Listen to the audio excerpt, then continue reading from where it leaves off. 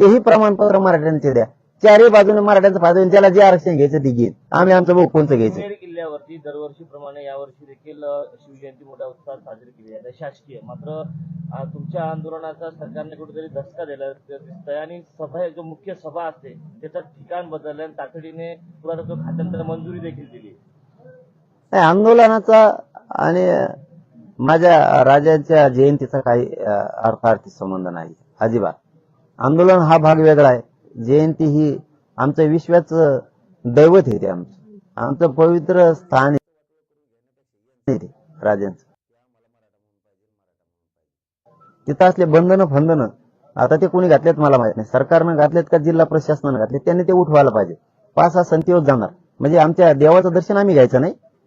लोक तिथं गेल्याच्या नंतर काय मिळतं जाणाराला माहिती, काय ऊर्जा मिळते. तुम्हाला बंदी घालणाराला काय माहित छत्रपती शिवाजी महाराज म्हणजे काय. त्यांना अशी भीती आहे